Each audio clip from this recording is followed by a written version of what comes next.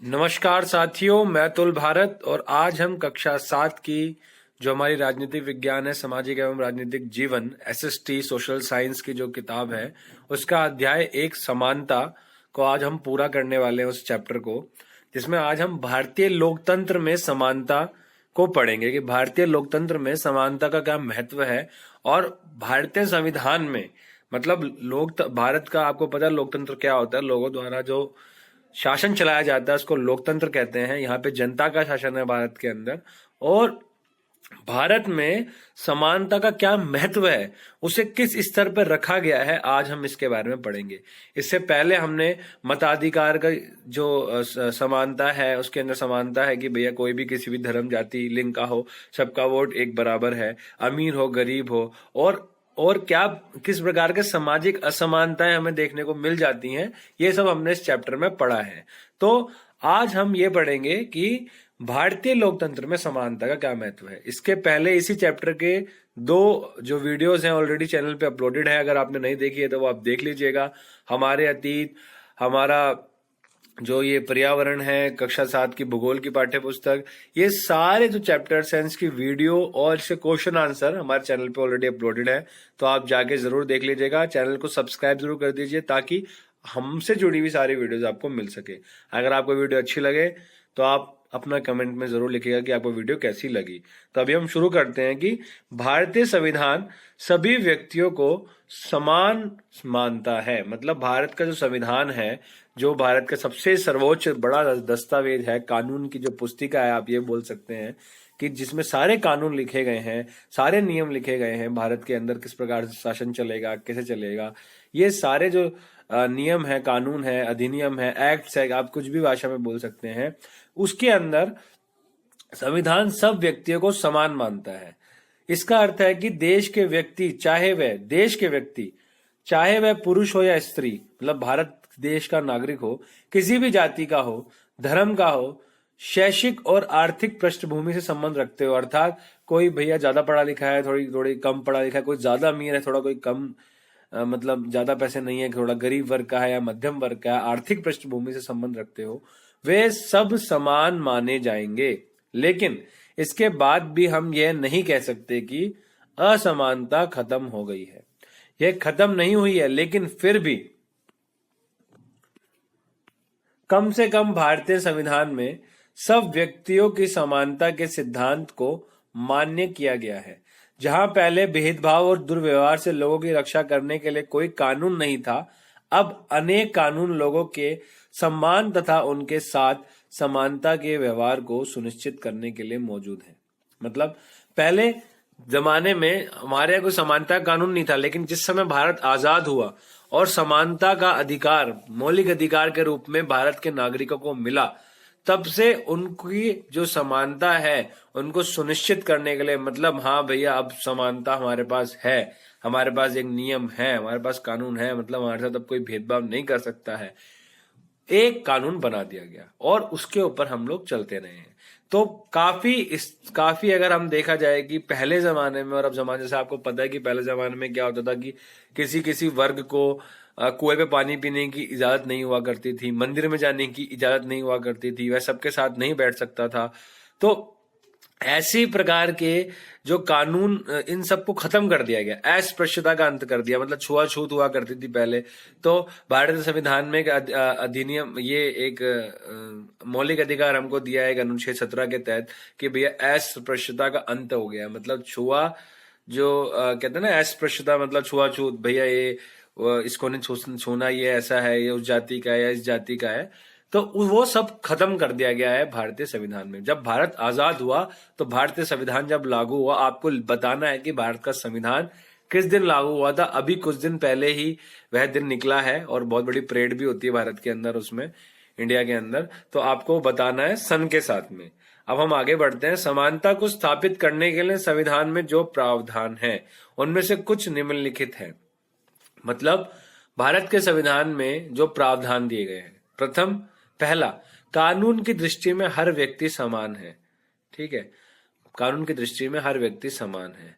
इसका तात्पर्य है कि हर व्यक्ति को देश के राष्ट्रपति से लेकर कांता जैसी घरेलू काम करने वाली नौकरानी महिला तक सभी को एक ही जैसे कानून का पालन करना है। सब उसके लिए बराबर है। दूसरा, किसी भी व्यक्ति के साथ उसके धर्म, जाति, वंश, जन्म स्थान और उसके स्त्री या पुरुष होने के आधार पर भेदभाव नहीं किया जा सकता। तीसरा, हर व्यक्ति सार्वजनिक स्थानों पर जा सकता है जिनमें खेल के मैदान, होटल, दुकानें और बाजार आदि सम्मिलित हैं। सब लोग सार्वजनिक कुआं, सड़कों और नहाने के घाटों का उपयोग कर सकते हैं। चौथा, अस्पृश्यता का उन्मूलन कर दिया गया है, जैसे मैंने आपको अभी थोड़ी देर पहले बताया। अस्पृश्यता मतलब छुआछूत खत्म कर दी गई है। ठीक है, उन्मूलन मतलब खत्म करना होता है। तो ये अनुच्छेद 14 से अनुच्छेद 15, 16, 17, 18 हमारे 5 अनुच्छेदों में ये दिया गया है समानता का अधिकार, जो कि एक मौलिक अधिकार है, फंडामेंटल राइट है। शासन ने संविधान द्वारा मान्य किए गए समानता के अधिकार को 2 तरह से लागू किया है। पहला, कानून के द्वारा, और दूसरा सरकार की योजनाओं व कार्यक्रमों द्वारा सुविधाहीन समाजों की मदद करके। भारत में ऐसे अनेक कानून हैं जो व्यक्ति के समान व्यवहार प्राप्त करने के अधिकार की रक्षा करते हैं। कानून के साथ साथ सरकार ने उन समुदायों जिनके साथ सैकड़ों वर्षों तक असमानता का व्यवहार हुआ है, उनका जीवन सुधारने के लिए अनेक कार्यक्रम और योजनाएं लागू की है। ये योजनाएं यह सुनिश्चित करने के लिए चलाई जाती है, मतलब ये देखिए, सुनिश्चित अर्थ अगर आपको समझ में नहीं आता, मैं इस तरीके से बता सकता हूँ कि ये वह वर्ड होता है कि मतलब भैया निश्चित कर दी गई है, अब ये होना ही होना है, ये अनिवार्य ही है एक तरीके से, और ऐसा कर दिया गया कि एक तरीके से स्टैंप हो गई है ये कि भैया अब ये लोगों की मदद ही करेगा। ठीक है, इसका जो मुख्य उद्देश्य होगा वह यही है कि लोगों के लिए है ये चीज। तो ये योजना ये सुनिश्चित करने के लिए चलाई गई है कि जिन लोगों को अतीत में अवसर नहीं मिले, मतलब पहले जमाने में अवसर नहीं मिले हैं, अब उन्हें अधिक अवसर प्राप्त हो। वह जातियां जो जंगलों में या आदिवासी रूप में रहती थी, या आज भी ऐसे क्षेत्रों में है जहाँ पे लाइट, पानी, बिजली नहीं है, या उनका जो संख्या है वह बहुत कम है, और उनको समाज के कुरीति रिवाजों, अच्छे नहीं बुरे रीति रिवाजों के कारण उनको कभी जीवन जीने का अच्छा अधिकार नहीं मिला, उनको अच्छे अवसर नहीं मिले, तो उनके लिए सरकार ऐसी योजनाएं चलाती है जिनसे उनको ज्यादा अवसर मिले कि वह भी अपना घर बना सके, अच्छा जीवन जी सके, सब कुछ अच्छे से रह सके, अच्छा से खा सके, और उनको भी सरकारी नौकरियों में, अच्छे सरकारी स्कूलों में या बड़े प्राइवेट स्कूल्स में, हर जगह पे उनको भी एडमिशन मिले, वो पढ़ सके, खेल सके, कूद सके, खा सके, ठीक है, या अपनी मर्जी का काम कर सके। इस दिशा में सरकार द्वारा उठाया गया एक कदम है मध्य अह्न भोजन की व्यवस्था, मिड डे मील की व्यवस्था।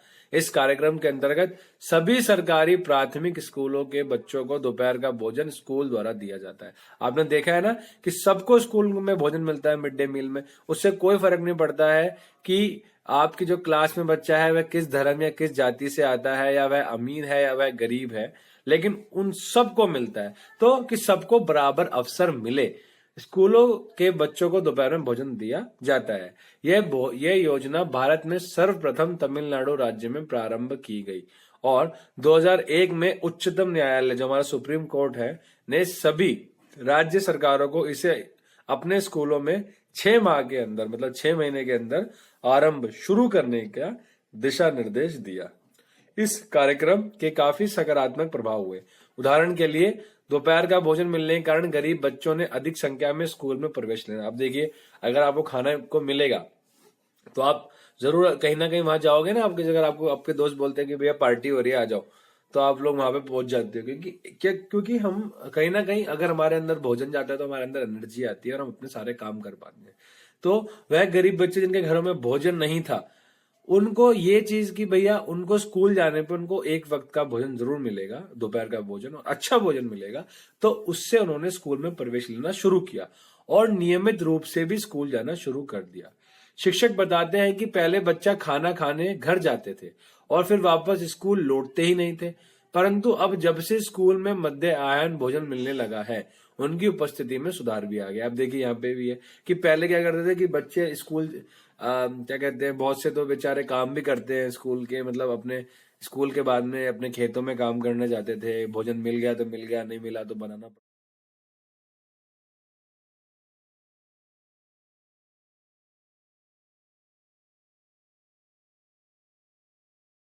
था, तो वह उनकी पढ़ाई इस चक्कर में भी छूट जाती थी। लेकिन जब से स्कूलों में भोजन शुरू हुआ तब से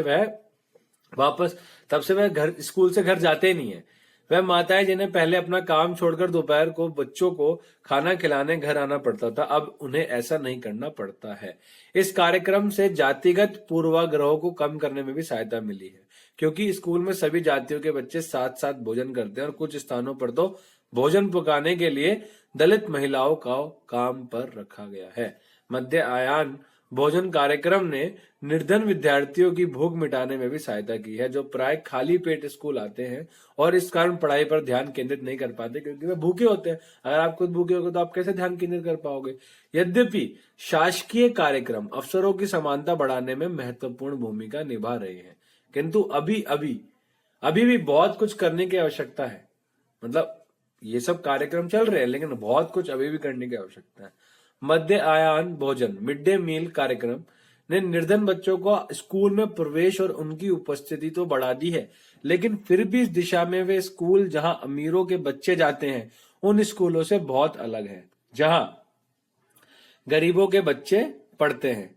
आज भी देश में कई स्कूल हैं जिनमें ओम प्रकाश वाल्मीकि जैसे दलित बच्चों के साथ भेदभाव और असमानता का व्यवहार किया जाता है। देखिए, ये वह कहानी है जो हमने शुरुआत में पढ़ी थी कि कैसे किस प्रकार से एक दलित बच्चे से जो मास्टर जी थे वह साफ सफाई करवाते थे, और फिर उनको किस तरीके से वहां पे बच्चे को हर रोज इस तरीके का मतलब अत्याचार, अपने ऊपर भेदभाव का व्यवहार वहां पे सहना पड़ता था। ये आज भी मतलब देश के कई स्कूल हैं, मतलब ऐसे स्कूल हैं जो अभी भी उन पूर्वाग्रहों से ग्रस्त है, उन गंदी सोच से ग्रस्त है। ठीक है, गंदी सोच है कि हम अपने साथ के एक मानव, एक बच्चे को हम ये सोचे कि भैया ये तो मतलब हमारे साथ बैठने लायक नहीं है। तो इस प्रकार की सोच हमारे अंदर बिल्कुल नहीं होनी चाहिए, और हमारा संविधान भी यही चीज हमारे अंदर डालने का प्रयास कर रहा है। और काफी हमारे 70 सालों के इतिहास में ऐसा हुआ है कि हमारे अंदर के ये जो पूर्वाग्रह है ये समाप्त होते गए हैं, और हम सब एक साथ काम करते हैं, खाते हैं, पीते हैं, पढ़ाई करते हैं। इन बच्चों को ऐसी असमान स्थितियों में ढकेला जाता है जहां उनके सम्मान की रक्षा नहीं हो पाती। ऐसा इसलिए है क्योंकि कानून बन जाने के बाद भी लोग उन्हें समान समझने से इनकार कर देते हैं। हमें ऐसा नहीं करना है, ये ऐसा होता है लेकिन हमें ऐसा नहीं करना है। इसका मुख्य कारण यह है कि दृष्टिकोण में बहुत धीरे धीरे परिवर्तन आता है। यद्यपि लोग यह जानते हैं कि भेदभाव का व्यवहार कानून के विरुद्ध है, फिर भी वे जाति, धर्म, अपंगता, आर्थिक स्थिति और महिला होने के आधार पर लोगों से असमानता का व्यवहार करते हैं। मतलब ये पता है, सबको पता है कि ये कानून के विरोध में ये जो चीज हम जो कर रहे हैं, लेकिन तब भी जाति के आधार पर, भैया वो उस जाति का है, वो उस जाति का है, अब वो हिंदू, मुस्लिम, सिख, ईसाई इस धर्म का है। अपंगता मतलब अगर कोई बेचारा हमारे व्यक्ति जैसे अगर हम अगर ईश्वर ने हम सबको एक जैसा सबको सब कुछ दिया है, लेकिन किसी बच्चे को कोई चीज कम दे दी है, जैसे हाथ नहीं दिया है, पाँव नहीं दिया है, वो चल नहीं सकता है, तो हम उसको ये सोचते हैं तो ये व्यक्ति हमसे अलग है। अरे कैसे अलग है? भगवान ने उसको जीवन दिया है भैया, वो भी आपकी तरह सोच सकता है, वह भी आपकी तरह जीवन जी रहा है, वह भी सांस लेता है जैसे आप सांस ले रहे हो, जैसे आपके अंदर दिल धड़कता है वैसे उसके अंदर दिल धड़कता है। लेकिन उसकी अपंगता के कारण हम लोग आज भी क्या करते हैं, कानून के विरुद्ध जाके हम असमानता का व्यवहार उसके साथ करते हैं, आर्थिक स्थिति के आधार पर, महिला होने के आधार पर, या दूसरे लिंग के आधार पर। ठीक है, तो ये चीजें हमारे अंदर नहीं होनी चाहिए। वर्तमान दृष्टिकोण को बदलना तभी संभव है जब लोग यह विश्वास करने लगे कि कोई भी कमतर नहीं है, मतलब कोई भी व्यक्ति कम नहीं, और हर व्यक्ति सम्मानजनक व्यवहार का अधिकारी है। देखिए, अगर आपको वीडियो बहुत तेज लग रही हो तो आप वीडियो के अंदर जाके ना, वीडियो की स्पीड होती है तो आप उसको नॉर्मल की बजाय आप कम कर सकते हैं, और या फिर अगर आपको बहुत धीमे लगे तो आप तेज भी कर सकते हैं। दूसरा, कई बच्चों ने बोला कि कभी कभार वीडियो ब्लर हो जाती है या साफ नहीं दिखती, तो आप क्वालिटी को 360p पे करेंगे तो आपको वीडियो की क्वालिटी अच्छी दिखाई देगी, क्योंकि ये प्रिंटेड होता है, तो प्रिंट में क्या होता है कि अक्षर आगे पीछे हो जाते हैं। और वीडियो को एंड तक जरूर देखिए, तभी आपको वीडियो समझ में आएगा और आपके चैप्टर समझ में आएंगे। एग्जाम टाइम आ गए हैं तो अभी आप बिल्कुल भी ढिलाई मत करिए, आपके जीवन के लिए बहुत महत्वपूर्ण समय है, और आप पढ़ेंगे तभी आप चीजों को समझ पाएंगे। मेरा तो यही मानना है कि जो लोग हमसे जुड़े हुए हैं उनको जरूर लाभ हो रहा है, और अपने दोस्तों तक भी इस वीडियो को जरूर पहुंचाएं। और एंड में एक छोटा अच्छा सा मैसेज होता है, वो आपको मिलेगा, तो आप वो जरूर देखिएगा, इसलिए एंड तक वीडियो देखिए। आगे बढ़ते हैं।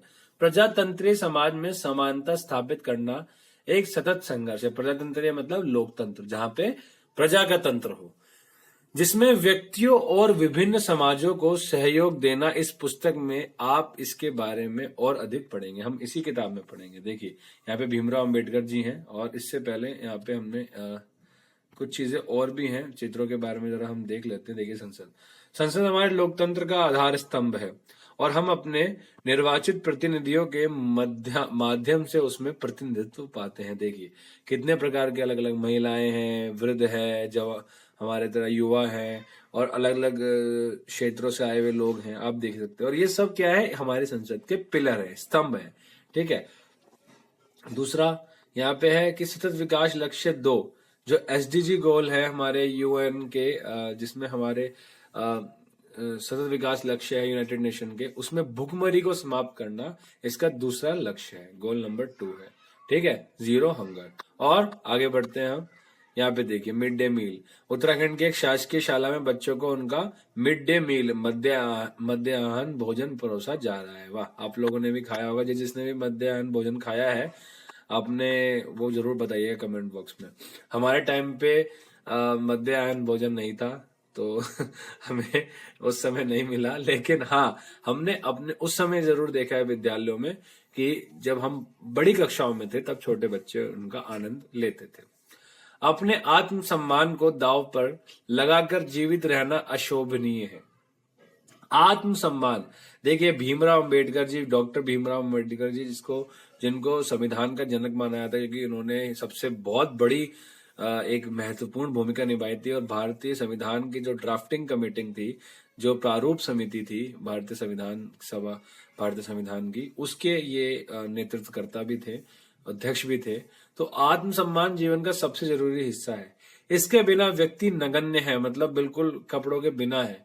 आत्मसम्मान के साथ जीवन बिताने के लिए व्यक्ति को कठिनाइयों पर विजय प्राप्त करनी होती है। केवल कठिन और निरंतर संघर्ष से ही व्यक्ति बल, विश्वास और मान्यता प्राप्त कर सकता है। मनुष्य नाशवान है, हर व्यक्ति को किसी न किसी दिन मरना है, परंतु व्यक्ति को यह संकल्प लेना चाहिए कि वह अपने जीवन का बलिदान आत्मसम्मान के उच्च आदर्शों को विकसित करने और अपने मानव जीवन को बेहतर बनाने में करेगा। किसी साहसी व्यक्ति के लिए आत्मसम्मान रहित जीवन जीने से अधिक अशोभनीय और कुछ नहीं है। मतलब अगर आप साहसी हैं, आपके अंदर मनुष्य रूपी आप जीवन जीना चाहते हैं, तो आपके अंदर आत्मसम्मान होना चाहिए और संकल्प लेना है कि जीवन के अंदर हमें उच्च आदर्श रखने हैं। मतलब हमें ऐसा रखना है हमारे अंदर कि भैया हमें आत्मसम्मान हेतु जीवन जीना है और कभी किसी के साथ बुरा नहीं करना है। अन्य लोकतंत्रों में समानता के मुद्दे, तो अन्य लोकतंत्रों में समानता के जो मुद्दे हैं वह थोड़ा सा ये हमारा रह गया है। तो हम एक काम करते हैं कि ये जो वीडियो है, नेक्स्ट वाली जो वीडियो है, इसमें हम अन्य लोकतंत्र में समानता के मुद्दे ये हम नेक्स्ट वीडियो में लेके आते हैं, ताकि आप इसको अच्छे से और कर सके। ठीक है, थोड़ा थोड़ा कभी कभार क्या होता है कि ज्यादा वीडियो हमारे लिए लंबी हो जाती है, तो फिर समझने में भी कभी मुश्किल आ जाती है। तो हम कोई बात नहीं, हम नेक्स्ट वीडियो में अन्य लोकतंत्र में समानता के मुद्दे, अब ये हमारे भारत के अंदर की बात थी, अब हम अन्य लोकतंत्र में समानता के मुद्दे लेके आएंगे। तो ये छोटा सा वीडियो मैसेज आपके लिए है, आप यहाँ तक बने रहे, बहुत शुक्रिया। आप चैनल को सब्सक्राइब जरूर कर दीजिएगा। अब ये छोटा सा मैसेज आपके लिए, मैसेज आप देखिएगा, आपको अच्छा लगेगा। घर पे रहिए, स्वस्थ रहिए, पढ़ते रहिए, और नेक्स्ट वीडियो जल्दी आएगी। क्वेश्चन आंसर वीडियो साथ साथ चल रही हैं, आप वीडियो को देखते रहिए और अन्य वीडियोस को भी देख के अपने दोस्तों तक पहुंचाइए। ये छोटा सा मैसेज अभी आपके लिए।